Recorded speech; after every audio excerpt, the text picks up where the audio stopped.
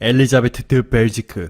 벨기에 왕위 계승 순위 1위로 벨기에 역사상 최초로 여왕이 될 인물입니다. 기존에는 왕자들 가운데서만 국왕이 탄생했던 벨기에가 10년 전 법을 바꾸어 성별에 관계없이 왕위에 오르는 것이 가능해지면서 장녀인 엘리자베트 공주가 벨기에 국왕 자리를 물려받을 예정입니다. 벨기에 현지 언론 헤트라스터 뉴스의 보도에 따르면 올해 나이 19세인 엘리자베트 공주가 곧 육군사관학교에 입학해 사회군사학 1년 과정을 수료할 예정이라며 혼자 조깅하는 모습이 담긴 사진이 함께 공개되자 벨기에 최초의 차기 여왕에 벨기에 국민들의 관심이 집중되고 있습니다. 자, 그런데 놀랍게도 지금 벨기에 국민들 사이에서는 엘리자베트 공주만큼이나 뜨거운 이슈가 바로 한국이죠. 코로나19에 전혀 대비를 못했던 벨기에는 하루에 최대 2,400명이 넘는 확진자가 발생하기도 했는데요. 벨기에 정부 기관인 FPS의 요청으로 한국산 진단키트 초도 물량 200만 달러 규모를 시작으로 대규모 메이드 인 코리아 진단키트가 벨기에에 상륙하면서 한순간에 분위기가 전환되기 시작했습니다. 한국의 드라이브스루 진료 시스템까지 도입한 벨기에는 순식간에 하루에 2만 건의 검사를 할 수 있는 능력을 갖추게 되었고 벨기에 인구가 1,100만 명이 조금 넘는 것을 고려한다면 이는 엄청난 검사 숫자입니다. 결국 예상대로 한국산 진단키트가 벨기에에 도착한 시점을 기준으로 빠른 속도로 확진자 수가 줄어들기 시작했습니다. 몇몇 언론들에서는 벨기에 치명률이 무려 15.5%에 달한다며 중국과 미국보다 더 높은 최악의 상황이라고 보도하고 있는데 자세히 들여다보면 오히려 다른 유럽 국가들보다 벨기에가 훨씬 더 안전한 곳임을 쉽게 알 수 있습니다. 블룸버그 통신은 벨기에에서 유독 코로나19 치명률이 높은 이유는 코로나19 감염이 확인되지 않았더라도 양로원에서 사망자를 통계에 포함시키고 있기 때문이다. 요양시설에서 발생한 코로나19 사망자의 약 95%가 진단되지 않았지만 유증상자와 접촉했거나 진단 기록에 따라 모두 통계에 포함시키고 있다. 라며 벨기에 공중보건기관 사이엔사노의 스티븐 반 구우트 소장의 발언을 인용해 벨기에 공중보건당국은 종종 비난을 받는다. 이렇게 의심 환자들은 모두 통계에 포함시키기 때문에 벨기에 코로나 통계가 나쁘게 보일 수 있다 라고 전했습니다. 네, 맞습니다. 벨기에가 한국으로부터 받은 것은 진단키트와 드라이브스루 진료소만이 아니죠. 정부의 신뢰가 코로나19를 해결하는 데 얼마나 중요한지 한국의 사례를 통해 배웠고 정보를 투명하게 공개해 추가 확산을 막는 데 초점을 맞춘 것입니다. 최근에는 한국의 퍼스트레이디 김정숙 여사와의 통화에서 벨기에의 마틸드 필립 왕비는 한국 정부와 국민들이 함께 이뤄낸 코로나19 대응의 성과는 감탄스럽다. 벨기에도 코로나19의 확진 방지와 앞으로 위협이 되고 있는 2차 팬데믹을 대비하기 위해서라도 한국의 추적 시스템 도입을 희망한다. 라며 한국산 진단키트와 한국식 드라이브스루, 한국 정부의 투명한 정보 공개 방식에 이어서 이번에는 한국의 역학조사 방법까지 그대로 도입하기를 원한다 밝혔습니다. 한국의 도움으로 코로나19 위기를 넘긴 벨기에. 도움의 손길을 건네도 의심과 증오로 똘똘 뭉쳐 은혜를 원수로 갚는 일본과는 완전히 다른 반응을 보여주고 있습니다. 벨기에 국민들이 한국의 도움에 감동한 만큼 그대로 한국에 감동을 돌려주고 있습니다. 지난달 제네뎀 건설 프로젝트를 위해서 아프리카 말리에 있는 소도시 젠네로 간 한국 기업인 11명이 코로나19로 아프리카 내 모든 항공기들이 운항을 중단하면서 고립되어 버렸습니다. 이들은 말리에서 열악한 의료 환경과 테러의 위협까지 버티며 하루하루 불안에 떨고 있었는데요. 아프리카 말리에는 대사관도 없어 이들을 귀국시킬 방법을 찾기가 쉽지 않았습니다. 그런데 바로 이때 벨기에가 50명이 정원해 있는 군용기에 한국인 11명을 모두 태워주겠다고 흔쾌히 승낙한 것이죠. 이 군용기에는 스페인, 독일, 네덜란드, 영국, 프랑스, 미국인들이 탑승했는데 한국인 탑승자가 가장 많았습니다. 이들은 벨기에 브뤼셀 공군기지 공항에 도착했고 당시 모든 외국인의 입국을 금지했던 벨기에지만 한국인 11명은 예외로 인정돼 버스로 이동해 호텔에서 휴식을 취할 수 있었습니다. 이후 이들은 직항편이 없었기 때문에 카타르를 거친 뒤 한국에 무사히 도착할 수 있었죠. 이뿐만이 아닙니다. 인구 1,100만 명에 불과하지만 1년 의약품 수출 56조 원, 세계에서 개발되는 신약의 5%가 벨기에산, 인구당 임상시험수 세계 1위인 나라가 바로 벨기에인데요. 제약바이오 강국 벨기에가 한국에 50명이 넘는 산업 관계자들을 보내 전략적 파트너십을 구축했습니다. 김영진 주 벨기에 유럽연합 대한민국 대사관 대사는 벨기에는 작은 나라지만 세계 제약바이오 시장을 선도하는 국가다. 대표적인 벤치마킹 대상이다. 한국이 기술력 있는 벨기에 제약 바이오 기업들과 협력체제를 구축하는 데 성공했다 전했습니다. 한국과 벨기에의 협력은 여기서 멈추지 않습니다. 일본이 한국에 반도체 수출 규제를 하자 벨기에 연구센터 IMEC가 일본의 JSR과 합작으로 설립한 회사 EUV 레지스트를 통해 일본이 수출을 막은 포토 레지스트를 한국의 삼성에 공급해준 것으로 알려졌죠. 당시 아베 정부는 제3국의 시설을 통해 한국으로 수출되는 것을 막으려 했었지만 벨기에는 일본 정부의 정책에 협조해주지 않았습니다. 또한 벨기에 반도체 연구소 IMEC는 일본을 제외하고 한국과 반도체, 소재, 부품, 장비 분야에서 공동 연구 개발을 추진하기로 약속했습니다. IMEC는 유럽 반도체 연구의 심장이라 불릴 정도로 전 세계적으로 막강한 영향력을 지니고 있는데요. 세계 거의 모든 반도체 회사들과 파트너십을 맺고 있다고 보면 됩니다. 한국의 삼성과 SK하이닉스뿐만 아니라 인텔, TSMC 등이 모두 이 벨기에 반도체 연구소 IMEC와 협약을 맺고 연구개발을 맡기고 있죠. 1990년 NEC, 도시바, 히타치 제작소, 후지스 등 일본 반도체 기업들의 전세계 반도체 시장의 49%를 휩쓸었지만 한국의 삼성과 SK하이닉스 그리고 대만의 TSMC에 밀려 당시 일본 1위였던 NEC 반도체는 파산했고 현금이 부족했던 도시바와 파나소닉은 다른 기업의 반도체 사업부를 매각한 결과 현재 일본의 점유율은 7%, 30년 만에 일본의 점유율이 7분의 1 수준으로 쪼그라들었습니다. 그리고 이제는 반도체 소재, 부품, 장비 산업마저도 무너질 위기에 처한 일본. 얼마나 더 많은 일본 회사들이 파산해야 아베 내각의 무모한 질주가 멈출지 한번 지켜봐야겠습니다. 오늘도 감사합니다. 최고로 멋진 하루 보내시길 바랄게요. 코로나 쇼크가 전 세계적으로 퍼져가는 가운데 북유럽의 핀란드에서는 마스크 대란이 없었다고 전해진다.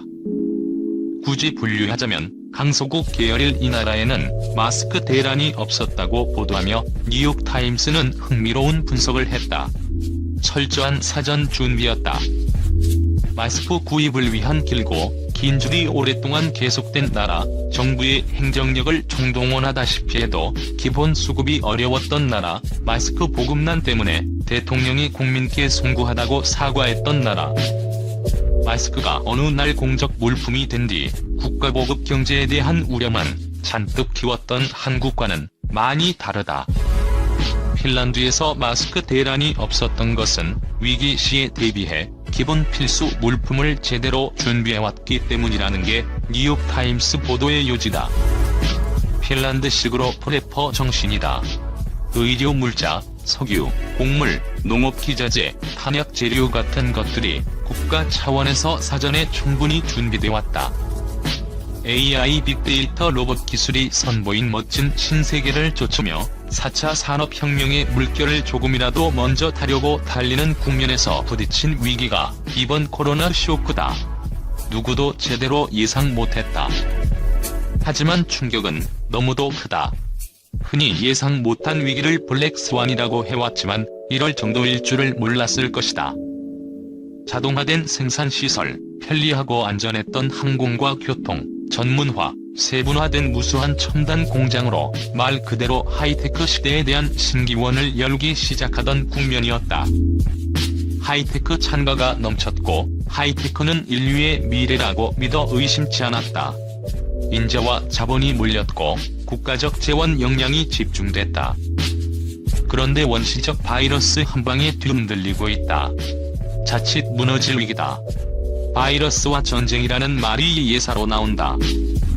알려진 대로 중국완에서 시작한 이 팬데믹의 발생이 박쥐 같은 검증 안 된 야생 동물의 비위생적 도축과 식용, 혹은 그와 유사한 상황에서 비롯된 것이라면 21세기 하이테크 사회에서도 아주 기본적인 것이 되어 있지 않았던 게 된다.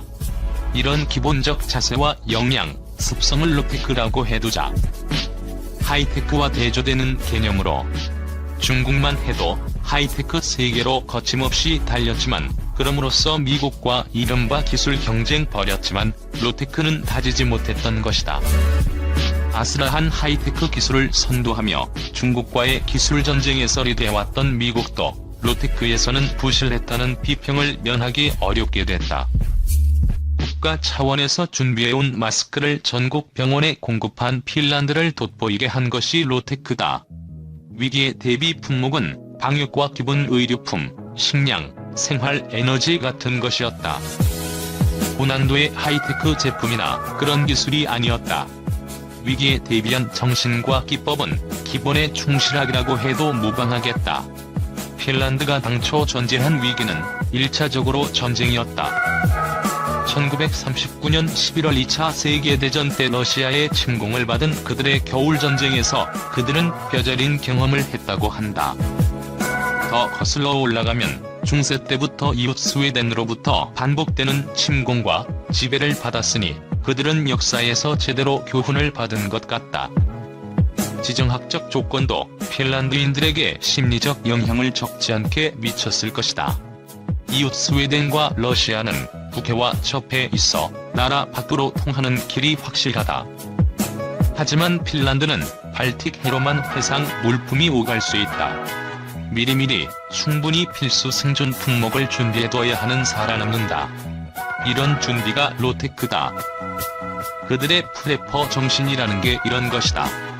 어떤 재난이 올지 모르니 미리 준비해두자는 것, 위기 때야말로 당장 생존에 필수 품목이 한층 중요해진다는 사실을 깨닫는 것 정도 아닐까. 이런 로테크는 개인이든 기업이든 국가든 어디에나 중요한 것이다. 국가와 정부가 이런 것을 중시하고 전문적으로 잘 준비하고 체계적으로 대응해 나간다면 국민 개인들은 신경을 덜 써도 되지 않을까. 좋은 정부를 구성해야 하는 매우 현실적인 이유다. 코로나 위기 대응에서 빛난 핀란드는 단순히 로테크 사회라고 하고 말기는 미안할 지경이다. 그들의 정신은 하이테크의 경지라는 차원에서 하이콘셉트라고 해두자. 기본에 충실하면서 위기가 닥쳐도 차분하게 대응하는 핀란드에 대해 로테크, 하이콘셉트의 나라라고 해도 무리는 없을 듯하다. 실제로 한때 휴대폰 노키아로 날렸고 근래는 디자인 쪽으로 방향을 돌려 한국보다 훨씬 잘 산다. 두 차례 핀란드 방문을 통해 관광과 디자인 등에서 노키아 이후의 활로를 모색하려는 핀란드인들의 강한 의지를 엿봤던 경험이 아직 생생하다. 최근 유엔 식량농업기구가 코로나발 식량위기 가능성을 경고한 적 있었다. 실제로 베트남, 캄보디아 등이 쌀 수출을 안겠다고 했고 러시아는 밀 수출 제한에 나섰다. 코로나 쇼크 여파로 식량 자원의 국제 유통망까지 흔들리면 한국 같은 곡물 수입국은 어떻게 될까? 먹거리 확보야말로 로테크 중의 로테크 영역 아닌가? 이 유통망이 깨질 경우의 충격은 생각만 해도 끔찍하다. 지금은 산유 국간, 치킨 게임으로 여고일 쇼크라고 할 정도로 미증유의 저유가 경쟁이 벌어지고 있지만 이게 반전돼 어느 날 급등해도 우리의 에너지 확보 물량에는 이상이 없을까? 현대의 기술 진보라는 관점에서 보면 원유 또한 생산부터 이동, 정제와 저장까지 대개 로테크 영역이다. 하지만 우리는 이 부문에서도 과연 안전한가? 어느덧 현실화된 북한 핵무기의 위험 문제도 그렇다. 하이테크 방어 전략과 기술 확보는커녕 로테크의 기본이라도 돼 있어야 위기에 맞서고 극복해 나갈 것 아닌가. 하이테크 시대 로테크, 기본을 다지자는 얘기다. 지난 2일 핀란드 헬싱키에서 코로나19 의심 환자의 검체 1,500개를 실은 전세기가 10시간이 넘는 비행 끝에 인천공항에 도착했습니다. 검체를 보낸 곳은 핀란드 전역에서 민간 병원을 운영하는 의료기관 메이바이넨, 그리고 이 검체가 향한 곳은 우리나라의 검사 전문기관 중 한 곳인 재단법인 서울의과학연구소였습니다. 검사 역량이 충분하지 않은 핀란드가 한국에 직접 검체 검사를 의뢰한 겁니다. 핀란드 현지 매체인 일간 헬싱긴 사노맛의 보도에 따르면 검체 검사는 2주간 수차례에 걸쳐 총 18,000여 건 규모로 이루어질 예정입니다. 핀란드가 지구 반대편에 있는 한국에 그것도 전세기까지 동원하여 검사를 의뢰하는 이유는 뭘까요? 메이바이넨 병원은 전 세계적으로 나타난 상황이나 WHO의 권고를 봐도 검진 능력을 높이는 게 코로나19를 막는 핵심인데 핀란드를 비롯해 유럽 어디에도 검진을 의뢰할 곳이 없기 때문이라고 밝히고 있습니다. 코로나19 극복을 위해 민간 차원에서 이루어지고 있는 의학협력, 어떻게 시작되었을까요? 검체가 국내에 반입되어도 우리나라 안전에는 문제가 없는 걸까요? 다른 나라에서도 우리나라의 검체 검사 의뢰를 하고 있을까요? 핀란드 코로나19 의심 환자의 검체 검사를 하는 서울의과학연구소의 이야기를